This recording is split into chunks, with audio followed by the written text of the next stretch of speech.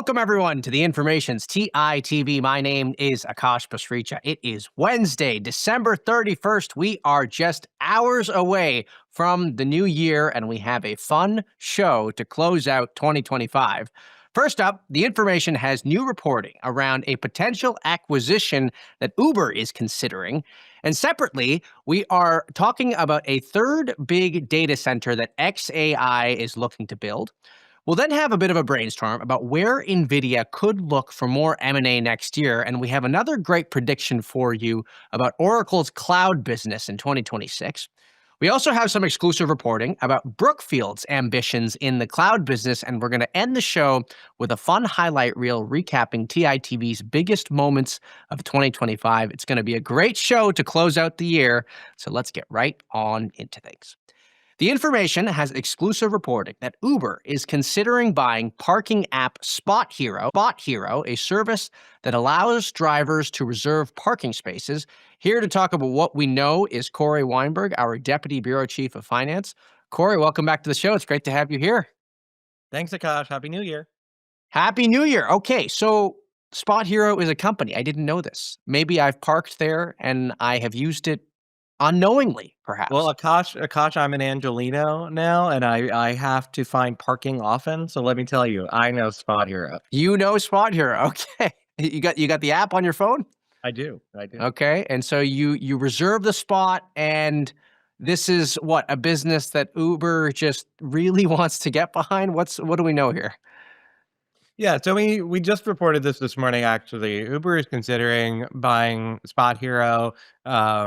We don't know the exact price yet of it, but it's notable to us for a couple of reasons. One is just SpotHero is one of these startups that has endured. It's been around. It's been around since 2011. It's one of the rare sort of consumer parking companies that has outlasted sort of the stages of everyone in tech saying that parking is dead, and that whether it's ride sharing or whether it's autonomous vehicles, no one will need to park anymore. SpotHero has been able to sort of prove that wrong and build a pretty nice business, we think, just sort of getting people to be able to reserve parking spaces. And so I'm just trying to think here, Uber getting into the parking business, what is this, sort of like a horizontal play here in terms of when I open up the Uber app, like another feature that I can click, basically? They've been building these features out for a while. I mean, if you go in your Uber app now, obviously ride hailing and delivery are the two main uses. But they have a partnership with a car rental company called Turo. They've rolled out in Europe being able to book train tickets. You can book ski lift tickets, weirdly enough. Wow. In Uber. It's sort of we want to be the everything mobility app, the everything delivery app sort of play. But I think it also is an acknowledgement of, another reality, which is the number of ride-hailing trips or car rental trips that people take is a very tiny percentage of the overall trips that are taken, particularly in the US. Like vast majority are people driving themselves from point A to point B, and that requires a parking space on either end. Great. Well, Cory, it was some great reporting. I look forward to seeing what actually does shape up. That is Cory Weinberg, our Deputy Bureau Chief of Finance here at The Information. Okay. xAI already has two giant data centers powering its AI operations, and a new exclusive story from my colleague Theo Wayt reveals that the company is planning a third giant facility as it continues to pursue a markedly different strategy than other top AI model companies. I want to bring on Theo to tell us more about what he's learned. Theo, welcome back to the show. It's great to have you here. Good to be back. So, what do we know about this third data center? It's currently a warehouse with a bunch of trucks in front of it, but That's like every data center, though, man. Come on. well, no, actually, because some of them they have to build from the ground up, and Right. xAI is going in and buying these other facilities that are built for other things and converting them. But yeah, it's huge. It's 810,000 square feet, and it's right next to another huge xAI data center that is still under construction as well. And what's the name of this third facility? Well, after our story came out, Elon tweeted about it and confirmed the story and said it was called Macro Harder. xAI's second data center that it's close to is called Macro Hard, which is a term that kind of started out as Elon making a joke about Microsoft's name. A childish joke, as you could probably tell. But now it's actually a serious thing, and it's what he's calling xAI's attempts to build software with AI. Let me ask you something. What does it feel like as a reporter when Elon Musk confirms your story on Twitter? I mean, you see that tweet. What's going through your mind? I mean, it was cool. Like, it doesn't happen that much because, I reach out to this company for comment and they have an autoresponder for every journalist that says legacy media lies. It used to be, I don't know if we count as legacy media though. I guess not because we didn't lie in this case, but it used to be a poop emoji before that. So, generally there's this very confrontational attitude toward reporters and that they have. And so when I see them acknowledge that something we reported is correct, it's rare and I appreciate it. And I should say it happened pretty quickly too. I mean, this was minutes after your story was released. I mean, clearly he's reading is the point that I'm making. So I hope he read our story and didn't just see a tweet about it. I hope. No, I think he read the story. That's the timing is too perfect. Okay, so one of the things you talk about in your story is the differing strategy here that xAI is taking compared to other fast-growing model companies like OpenAI and Anthropic. Talk a little bit about why they are moving to build their own data centers and basically from the ground up, whereas other AI companies, and I'm not talking about the hyperscalers, the cloud companies that obviously have data centers for other purposes, or Meta for that matter, but OpenAI and Anthropic, I mean, they seem to be working with a lot of partners to do this, right? It's a bit of a different approach. Yeah, we have all these names, Crusoe, CoreWeave, like Oracle, all these companies that we associate with OpenAI that do different things, but ultimately are kind of part of their mission of getting his compute online. And then there's also Amazon building a data center for Anthropic. There's all kinds of these deals going on, and xAI is not entirely independent, but is definitely more independent than these other companies. I mean, they are going in and buying properties and developing themselves, or renting and buying properties and developing them themselves. And that means they can be kind of aggressive and like brash sometimes in a way that other companies wouldn't be comfortable doing. I mean, like putting the data centers where they are in Memphis, is a bold move in itself. Like companies don't usually build data centers in cities that have 1 million people in them. Meta's biggest data center project is in a part of Louisiana that's extremely rural, and there aren't like even hotels for construction workers building it to stay in. So building, in a city has given xAI access to a lot of infrastructure. It's let them find, existing buildings like warehouses and factories that they can transform into data centers and, get online faster. But it's also kind of exposed them to a lot of scrutiny and opposition. This seems to be sort of part of Elon Musk's way of operating, which is that he wants to have more control over more things. Essentially, he doesn't want to leave anything to somebody else, where he might not have as much say over the timeline or something like that. Right. I mean, I was like, outside the site the other day, and you could see there were tons of people working between Christmas and New Year's. And, I don't think Elon trusts that if you hire someone else to do that, they're really going to be out there 24/7 on that kind of schedule. Right. I think he feels better having it in-house. Now, let me ask you one more question here. These data centers that xAI, there's 2 of them, and now there's a third. Do we know, are these only going to be for xAI's operations? Does Elon have sort of a broader agenda here in using these for his other companies or maybe companies outside of his empire too?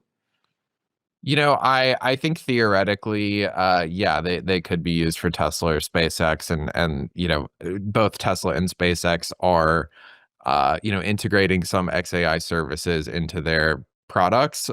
But for now, it's pretty much all to develop the latest grok models as far as I know.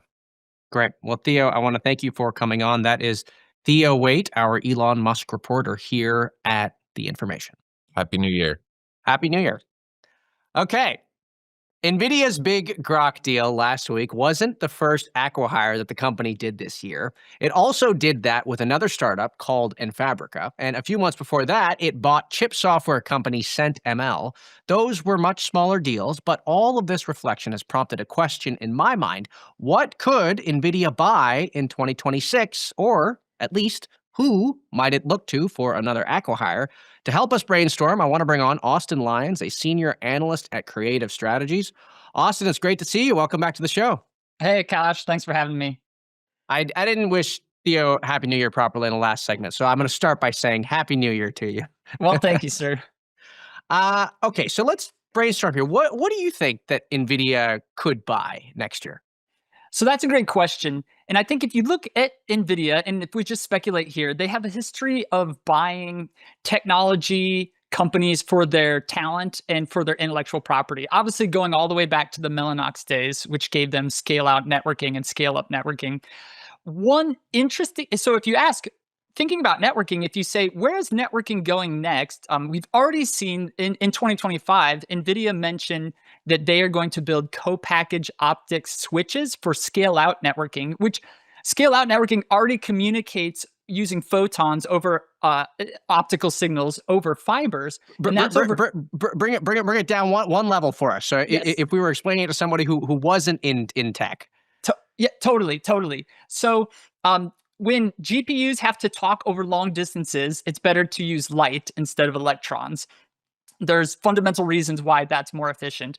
When GPUs are really close together and they talk to each other, historically, they've talked using electricity over copper traces. But now, as the industry starts to push more and more data around at faster and faster speeds for training and for inference, there actually will be some physical limits to communicating over using electricity, essentially. And how the chips talk to each other, basically. Exactly. And so for scale up, this is scale up when these GPUs are really close, but they still talk to each other. There's actually technical reasons why the industry is starting to look to using optics for scale up. So for example, Marvell just bought a company, Celestial AI, and they make something called a photonic fabric. And so this is just letting chips, even if they're really close together, talk to each other using light. It would not be surprising to see NVIDIA make an acquisition here. A company that comes to mind is IR Labs, which is a company actually that NVIDIA has invested in already. So they're intimately familiar with them. IR Labs makes optical I/O chiplets and these optical interconnects. So that is, I know it's very sort of meaty and technical, but that would definitely be an acquisition. I wouldn't be surprised if it's on the table in 2026.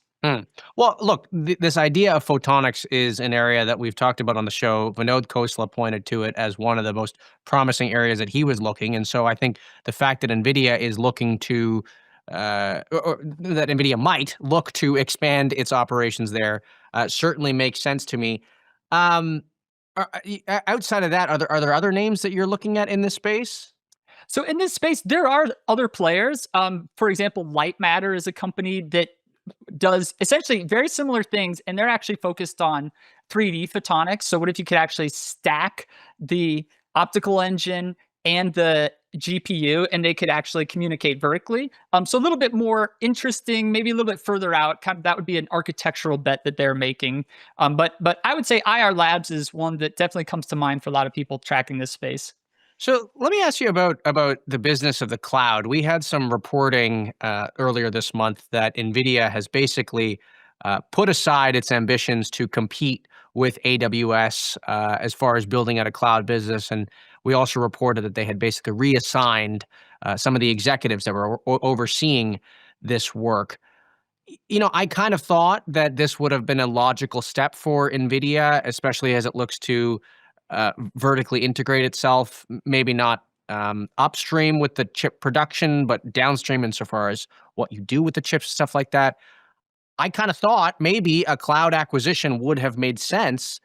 Do you think anything like that could be in the cards for 2026 or 27? So that's a good, interesting question. This is very strategically interesting. Should Nvidia go beyond silicon and actually run a cloud business? Early on, they dipped their toes into this, and a lot of analysts and industry followers were a little surprised because it felt like the danger there is that Nvidia would be competing with their biggest customers, Microsoft, even Google buys GPUs and rents them out, right? And so there was a question of, is Nvidia going to make their customers mad if they start a competing cloud business? Now, if you fast forward a little bit and ask, well, what would need to come true for Nvidia to get back into that game? If it's really about a business model and capturing margin, and in the value chain right now, it's like a picks and shovels play. The people that make the hardware are capturing all the margins. In the future, if you believe in a world where those margins compress because of competitive pressures, whether it's from other GPU vendors like AMD or from hyperscalers making their own XPUs, so Amazon, maybe they don't need to buy as many GPUs in the future because they're building their own Trainium. There could be a world where the margin capture actually shifts higher in the stack to the application layer or to the inference as an API layer. And if Nvidia felt that their margins were being compressed and they still had lots of cash, I could see them considering getting back in the game and asking, could we make money here? And it wouldn't be on like bare metal GPU rentals. It would probably be on the like inference as a service type play. Right, but the point you're making is that the economics of making the chip and selling the chip and the software around the chip, I mean, that would have to compress considerably for Nvidia to look downstream in terms of what they might seek to offer. Totally. And, we don't necessarily see a sign of that. Nvidia has wonderful margins in the 70%. But this could be a longer term thing. So 2026, not so sure, but could it happen in the future? Possibly.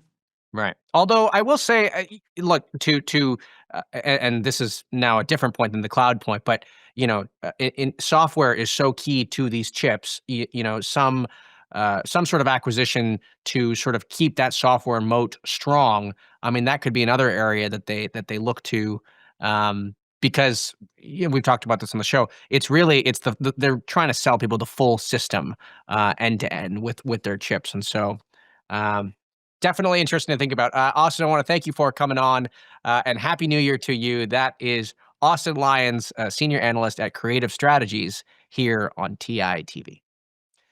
Okay, today we are publishing our latest piece in our Newsroom's 2026 prediction series. Yesterday, our Apple reporter talked about why he thinks Apple will reverse its AI slump. Today, our finance reporter has some thoughts on how Oracle could get creative with the way that it finances its cloud build-out. I want to bring on Miles Kruppa to help us understand what he's thinking. Miles, welcome back to the show. It's great to have you here. Thanks, Akash. What is your 2026 prediction? Yeah, my 2026 prediction is that Oracle is going to do the first of its kind chip-backed, asset-backed security. I know that's a mouthful. Chip-backed, asset-backed security. Okay. Yes. Great. I think that's a great place to end it. So, tell us what that means. Right. So, the asset-backed securities market is huge. It's a bit over $800 billion so far this year. And it's already been used to finance things like data centers. And so what I'm proposing is basically that Oracle will look to this market to be able to raise money against its existing chips so that it can buy more chips to do things like build data centers for OpenAI and, stay on track for this big cloud expansion that they're pushing. And I just want to make sure I'm clear on this. So, I mean, look, the idea of Oracle owning chips and then taking out a loan that is collateralized by those chips, I get that part. In terms of what they would spend that money on, would they be spending that money on buying more chips, or would it be really building the data centers themselves? Yeah, that would be the idea. The chips are really the most expensive part of any data center, well, any AI data center in the cloud. And so Oracle's done a pretty good job of getting others to build the physical shells of the data centers for them so far. And they've been able to defray the upfront costs of that in a few different ways. But what I think they're going to need to start doing next year is really thinking about how they're financing the actual chips that go in those data centers and how to bring down those costs. So that's where I see them turning to the ABS market. Now, you started off by saying first of its kind. So no company has done anything like this before? Right. No company has done anything like this in the sort of publicly traded asset-backed securities markets. CoreWeave, which pioneered this kind of AI cloud model broadly, has raised about $13 billion of debt backed by chips, but it did that by going to private investors in the kind of private credit market in a more bespoke deal. What I'm proposing here would be a much more sort of standardized asset-backed securities issuance that big insurance funds, big pension funds, risk-averse investors could get behind and then trade in and out of if they wanted to. As a public security, essentially. Essentially, yes. Okay. Now, you also talked about a special purpose vehicle in this system that you described. What would be the purpose of an SPV here, other than being special, which is the point of a special purpose vehicle? Yeah, well, it's a common tool in the ABS market, and basically, Oracle would put the chips that it's using as collateral in that special purpose vehicle, so they're basically locked in there, and lenders could have comfort that if everything went south, they would be able to then do something with those chips in the SPV. And it could also have the added benefit of keeping some of this off of Oracle's balance sheet, which is already looking a bit stretched. So it sort of serves that dual purpose. And why is it that companies can do this? I mean, the idea of keeping debt off the balance sheet, that seems to make a lot of sense to me, but I'm struggling to understand why a company could just basically allocate all that risk to this third party entity or something that doesn't beget any risk upon itself. Well, it's a common tactic, and it's actually something that the banks have done a lot more since the financial crisis. So it's sort of taking that concept and applying it to the tech world, which frankly, up until this point, hasn't had to do anything like this.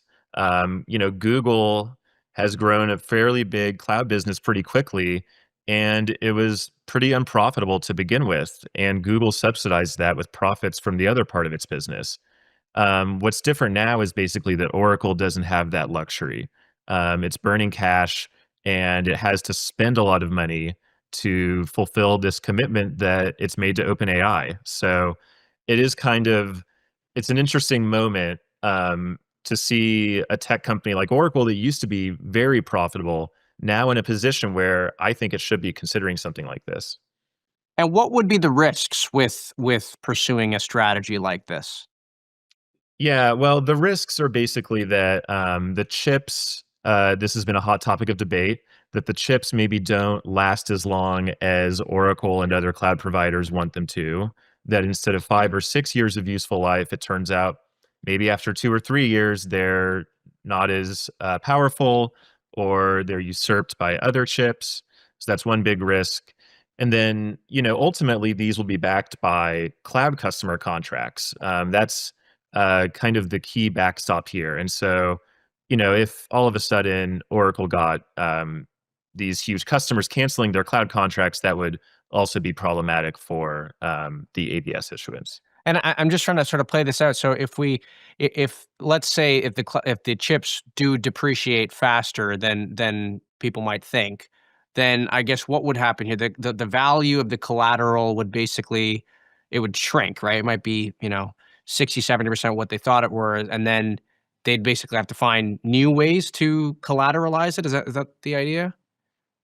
Probably not, but it would just be potentially harmful in the downside scenario if Got it. if they were to have to sort of seize the chips, and also could be harmful for the revenues flowing through that SPV that ultimately go to repay the investors in the ABS. If Nvidia, well, that's less likely, but let's say if OpenAI all of a sudden doesn't want to use these older Nvidia chips, maybe that harms the cash flows going to the investors. But there are ways to sort of solve for this. You can over collateralize it, and there are other sort of techniques you can use to make sure that those cash flows keep flowing. Great. Miles, I want to pivot to another story that you published today about Brookfield. Brookfield is a giant asset management company. We haven't written too much about them here at The Information. What did you find about their ambitions in the cloud market? Yeah, it's interesting. They made this big announcement in November that they were going to acquire $100 billion of assets to power AI. So everything from land to energy to data centers. And there was a little notice part of that announcement where they actually said they were building a cloud company called Radiant, and that Nvidia was investing in this Brookfield fund as part of that. And so, in this interview with Brookfield's head of AI infrastructure, I was able to basically learn that they're seeing Radiant as the sort of first cloud of choice for all of these data centers they're building around the globe: Sweden, France, Qatar. Um, Basically, Brookfield thinks that they can go in, install chips themselves, and build a business renting them out to companies, which is something that I haven't seen any of the other major private capital firms do so far.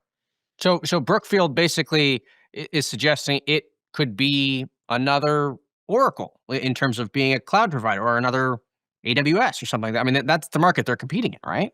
Yeah, exactly. And it sees a way in through this kind of sovereign AI niche, serving big governments, serving customers in Europe that need to store their data locally.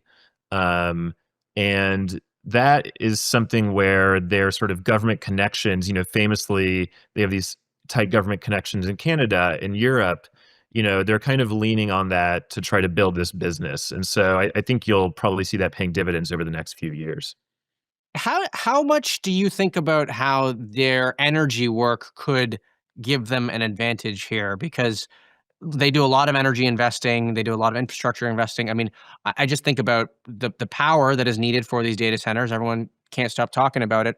I mean, I'm sort of trying to think, if you have a company that owns energy assets already, is there a way maybe to vertically integrate more of this, cloud operation, and actually maybe even give you an advantage?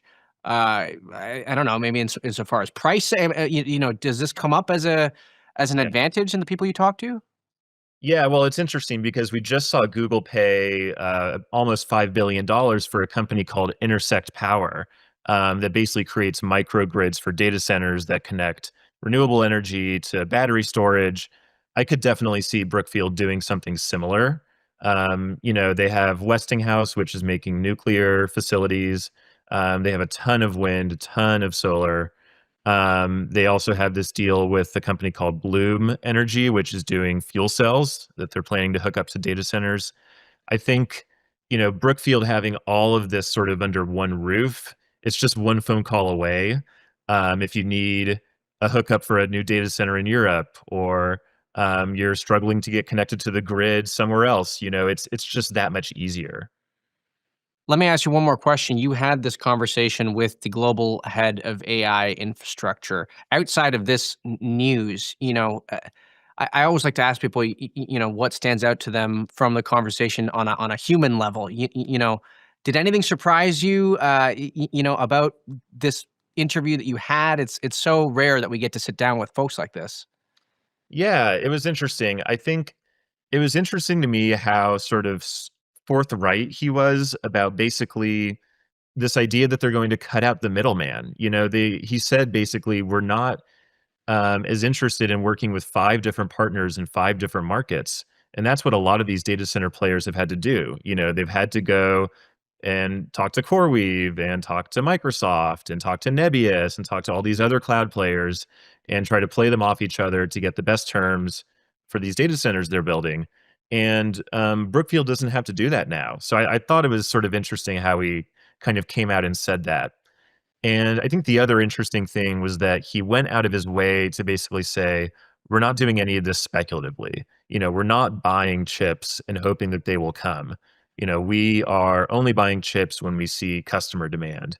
And I think he was clearly thinking about the sort of broader discussion about the AI bubble and the role that big investment firms like Brookfield are playing in it. So that was also interesting to me.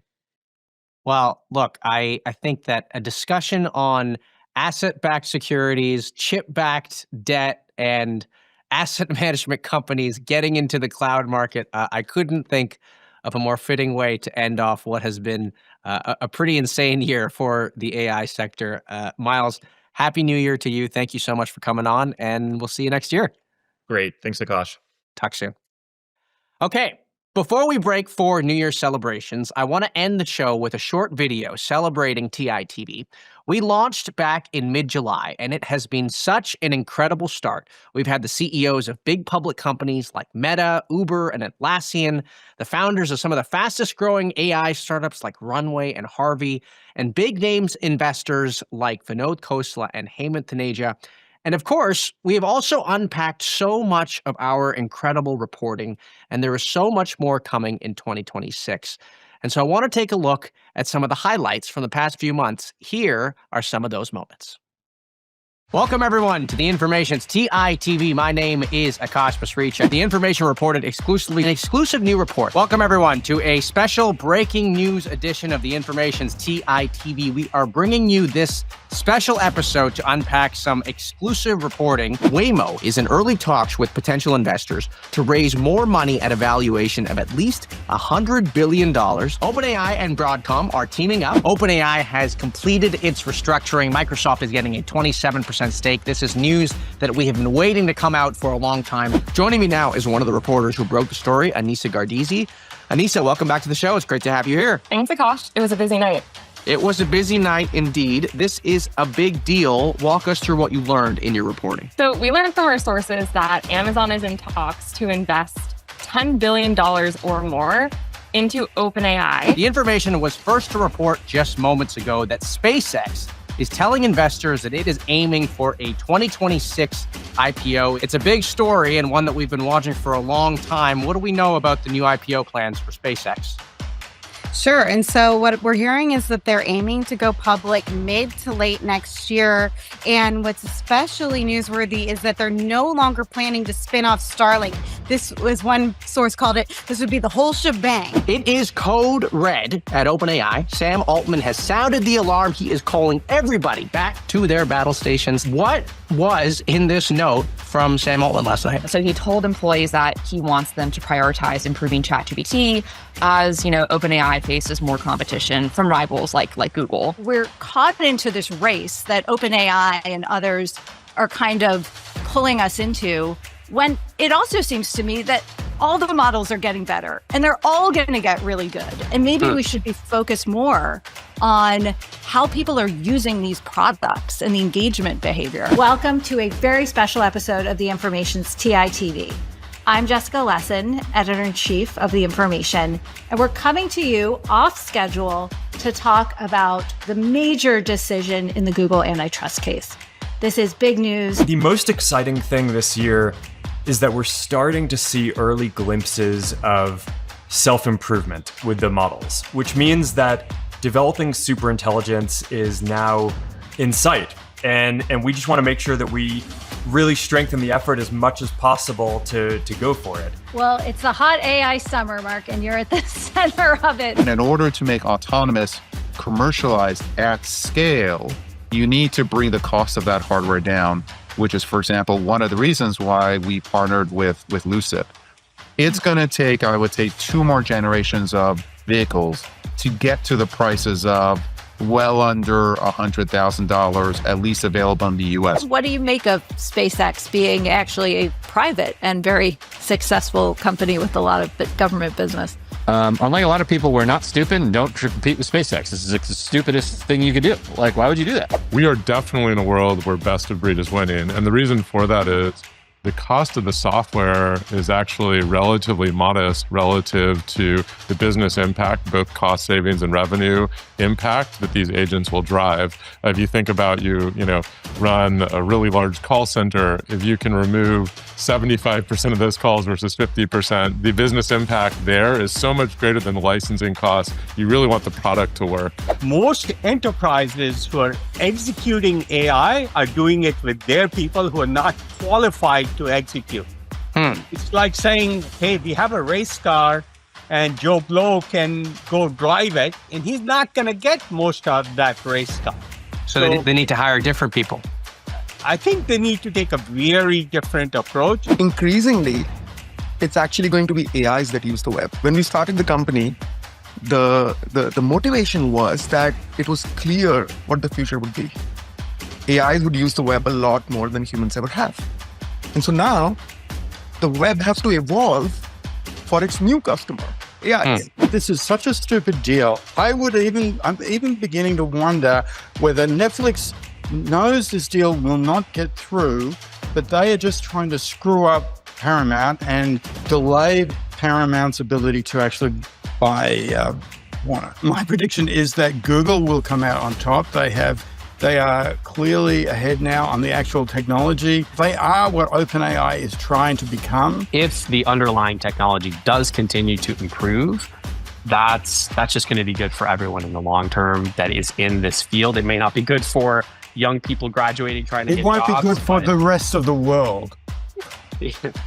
No one will have a job. There won't be any power available. With OpenAI, it's not, the projections we've reported on are, you can see the path to cash flow in a couple of years. I think the question is, do they test the public markets before that's actually really happened? And it could. Pressure on Tesla and on Elon Musk is very high, so they have to get it together. I mean, their technology is different. They're not using LiDAR, and that is, Musk says he's right. I think they're just under a lot of pressure, and the question for them is safety too. If they have safety problems, it's really going to set them, and they've had them. It's really going to set them back. And Waymo's track record since it's been taking passengers has been pretty good. So I mean, very good. So I think that gap is really serious.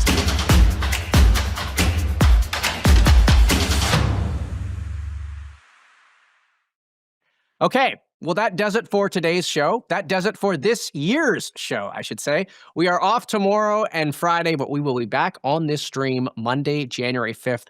I want to thank Amazon Web Services, who is our presenting sponsor for this production. And I want to thank you for tuning in. We really do appreciate your viewership. I am already excited for 2026. Happy New Year to you. I'll see you very soon.